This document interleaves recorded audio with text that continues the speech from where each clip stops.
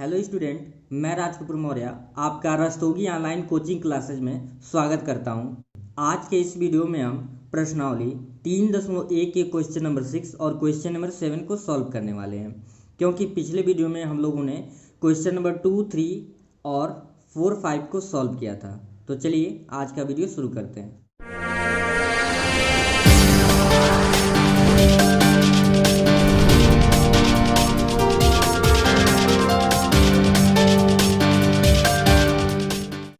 Question number 6 है, यदि दो वृत्तों के समान लंबाई वाले चाप अपने केंद्रों पर क्रमशः 60 अंश तथा 75 अंश के कोण बनाते हैं तो उनकी त्रिज्याओं का अनुपात ज्ञात कीजिए। तो देखते हैं, सबसे पहले इसमें मान लेंगे, माना दो वृत्तों की बात हो रही है तो मान लेंगे, माना दो वृत्तों की त्रिज्याएं क्रमशः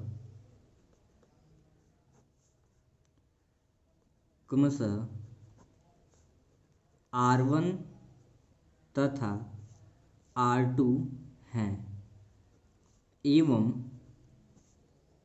चाप क्रमशः L1 तथा L2 है। याद रखेंगे, चाप को हम किससे डिनोट करते हैं? L से। तो दो वृत्तों की बात हो रही है इसलिए L1 और L2। चूंकि कह रहा है क्वेश्चन में यदि दो वृत्तों की समान लंबाई वाले चाप, चूंकि दोनों वृत्तों के चाप क्या है? समान है। समान लंबाई मतलब समान है। तो जब दोनों वृत्तों के चाप समान है, इसका मतलब ये हुआ कि L1 इज इक्वल टू क्या होगा? L2 होगा। L1 इज इक्वल टू क्या होगा? L2। और आगे क्या कह रहा था कि जो केंद्रों पे 60 अंश तथा 75 अंश, तो एक को मान लेंगे θ1।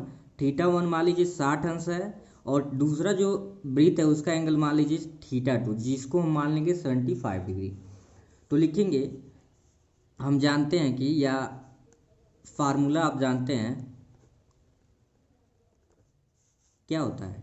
Theta is equal to L by R. Theta is equal to क्या होता है? L by R. This implies, अगर हम बात करें तो यहाँ पे पहला वृत्त ले तो इसे लिख सकते हैं θ1 is equal to L1 by R1। This implies, यहाँ से इसको हम बनाना चाहें सूत्र तो ध्यान दीजिए, R1 इज इक्वल टू क्या लिख सकते हैं? R1 इज इक्वल टू लिख सकते हैं R1 θ1, ऐसे कर लीजिए, R1 θ1 is equal to L1। This imply that L1 is equal to, L1 को पहले लिख रहे हैं, अब वैल्यू पुट करेंगे यहाँ पे। R1 का तो हमको पता नहीं है, R1 रहने देंगे, इंटू θ1 की वैल्यू पता है क्या है आपका? 60 है। तो इसे मान लेंगे इक्वेशन फर्स्ट। इसी प्रकार से अगर हम देखें, लिखेंगे इसी प्रकार हम जब दूसरा अगर वृत्त लेते हैं तो उसमें लिखेंगे θ2 इज इक्वल टू, क्योंकि फार्मूला ही होता है θ equal to L by R, यानी कोण बराबर चाप बटे त्रिज्या। ये किस में आता है? रेडियन में। तो ये होगा L2 बाई R2। क्या होगा? L2 by R2। तो हम क्रॉस मल्टीप्लाई अगर करते हैं तो यहाँ से फार्मूला क्या है? L2 का निकाल लें हम, आप चाहो तो नीचे भी लिख सकते हो। L2 का फार्मूला बनाए, L2 इज इक्वल टू क्या आ जाएगा आपका? R2 into θ2। R2 इंटू क्या आ जाएगा? θ2 आ जाएगा। ठीक है, तो इसे हम मान लेंगे इक्वेशन क्या? सेकेंड। इक्वेशन मान लेंगे सेकेंड। हमको चूंकि त्रिज्याओं का अनुपात निकालना है तो लिखेंगे समीकरण 1 भागा समीकरण 2। समीकरण 1 और समीकरण 2 को आपस में क्या कर दीजिए? भाग कर दीजिए। क्योंकि देखिए, इसमें R2 है, इसमें R1 है, तो θ2 की वैल्यू यहाँ पे आपको पुट कर देना था। ये यहाँ पे मैं लिख दे रहा हूँ, R2 इंटू ये क्या हो जाएगा? θ2 की वैल्यू ऊपर आप देखेंगे तो 75 डिग्री है। यहाँ पे θ2 हम क्या माने थे? 75, तो रख देंगे यहाँ पे। तो ये इसे मानेंगे इक्वेशन सेकंड। ठीक है, ये R2 into 75, L2 equal to R2 into 75। तो L1 is equal, L1 by L2 is equal to होगा R1 into 60 by R2 into 75। इसको आप क्या कर सकते हो? काट सकते हो। तो इसे अगर हम 5 से काटते हैं तो 5 एकम 5, 5 दूना 10, 12 हो जाएगा, और 5 एकम 5, 5 पचे 25, यानी कि क्या आ जाएगा? R2 into 12 by, sorry, R2 into 15, इसको हम क्या कर सकते हैं, फिर काट सकते हैं। इसको आप काटेंगे 3 से तो 3 चौको 12 और 3 पाँचे 15, ठीक है। और यहाँ पे चूंकि दिखा देंगे बिकॉज हम जान रहे हैं L1 इज इक्वल टू क्या है, L2 है। ऊपर आप कह रहे हैं कि दोनों वृत्तों की जो चाप है वो क्या है, समान है। तो यहाँ पे हमको करना क्या है, ध्यान देंगे, यहाँ पे जो बचा था L1 और L2 की दोनों वैल्यू सेम है। L1 और L2 हम लिख देंगे, क्योंकि चाहे L1 की जगह पे L2 रख सकते हैं, चाहे L2 की जगह पे L1। तो हम लिख दिए L1 और L2 की वैल्यू भी कर दिए आपका L1 कर दिए, ठीक है। क्योंकि यहाँ पे दोनों ऊपर हम दिखाए हैं कि दोनों का चाप समान है।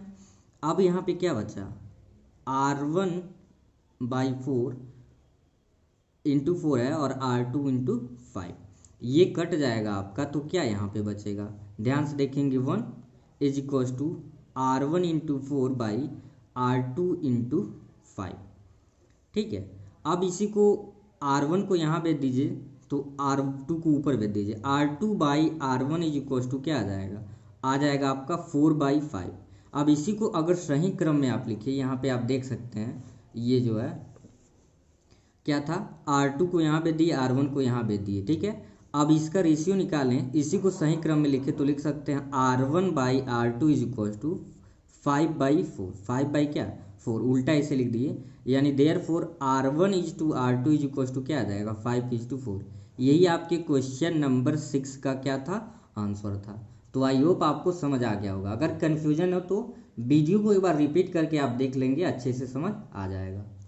क्वेश्चन नंबर 7 है, 75 सेमी लंबाई वाले एक दोलायमान दोलक का एक सिरे से दूसरे सिरे तक दोलक करने से जो कोण बनता है उसका माप रेडियन में ज्ञात कीजिए, जबकि उसके नोक द्वारा बनाए गए चाप की लंबाई निम्नलिखित है। तो बहुत सिंपल सा है, देखेंगे इसका सॉल्यूशन। आपकी रेडियस यानी त्रिज्या जो दे दिया इस क्वेश्चन में, त्रिज्या मतलब हो गया R, ये दे दिया 75 सेंटीमीटर। मतलब दोलयमान दो दोलक है, उसकी त्रिज्या की बात कर रहा है कि 75 है। लेकिन चाप बदल बदल के आपको बताना है कि अगर ये फिक्स रखें, लेकिन हम अगर चाप की लंबाई बढ़ा दें, दे रहा है अगर 10 ले चाप तो क्या रेडियन में क्या माप बनेगा, 15 से मिले चाप तो क्या बनेगा। तो देखेंगे, पहले हम लिखेंगे L की वैल्यू, यानी अगर चाप को हम पता है L से दिखाते हैं, अगर क्या है 10 सेमी है तो क्या बनेगा, तो थीटा की वैल्यू क्या आएगा। पहले कंडीशन के लिए हम देख रहे हैं, तो बिकॉज यहाँ पे फार्मूला लिख दीजिए। हम जानते हैं थीटा इज इक्वल टू क्या होता है, L/R, और ये जो माप आता है ये किस में आता है, रेडियन में। बहुत सिंपल क्वेश्चन है, ध्यान से देखेंगे। L की वैल्यू कितना है, L की वैल्यू आपका क्या है 10 है, और R की वैल्यू वही हमेशा सारे क्वेश्चन में फर्स्ट सेकेंड थर्ड तीनों के लिए लेना है। इसे जब काट देंगे तो कुछ ये आ जाएगा 5, 2 5 10, और या ऐसे समझ लीजिए 5 से इसे काट देते हैं, 5 9 10, 5 1 9 5 और 5 5 25, यानी क्या बच गया 2/15, और एक क्या लिख देंगे रेडियन। यानी कि जब चाप 10 सेमी होगा तो 2/15 रेडियन बनेगा। दूसरा क्या कह रहा था कि अब चाप लेना है 15 सेंटीमीटर, तो ले लेते हैं। सेकंड कंडीशन में आपका चाप जो है, चाप क्या दिया हुआ है, कह रहा है कि 15 सेमी है, त्रिज्या आपका वही है, R तो सेम है सबके लिए।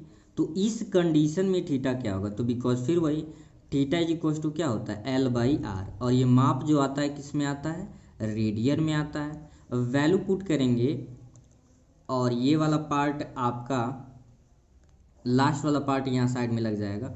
तो थीटा इक्वल्स टू L की वैल्यू क्या है, L की वैल्यू इसमें कह रहा है 15, रेडियस है 75, तो 15 का नम 15, 15 5 75, यानी दूसरे का आपका आ जाएगा 1/5, और एक इसमें आएगा रेडियन में, क्योंकि माप किस में निकालना था, रेडियन में। तीसरा और लास्ट एक्सरसाइज 3.1 का एकदम लास्ट क्वेश्चन जो था, इसमें L क्या कह रहा है। अब 7वें के तीसरे पार्ट में कह रहा है जब L 21 हो, यानी चाप कितना हो 21 सेमी हो, रेडियस वही लेंगे 75 सेंटीमीटर, तो थीटा क्या बनेगा। तो फिर लिखेंगे because theta equals to L/R।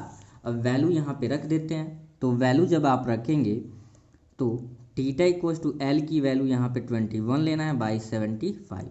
इसको काटते हैं तो 3 7 21 और 3 दूना 6, 3 5 15 कितना आ जाएगा 7/25। जब 21 चाप लेंगे तो, क्योंकि 3 7 21, 3 दूना 6 और 3 5 15, अब तो कटेगा नहीं, यहाँ पे क्या लिख देंगे, रेडियन लिख देंगे। ये आपका क्या हो गया, आंसर हो गया। तो आई होप ये दोनों क्वेश्चन आपको बहुत अच्छे से समझ आ गए होंगे। आज के वीडियो में सिर्फ इतना ही, फिर मिलते हैं नेक्स्ट वीडियो में, तब तक के लिए थैंक यू।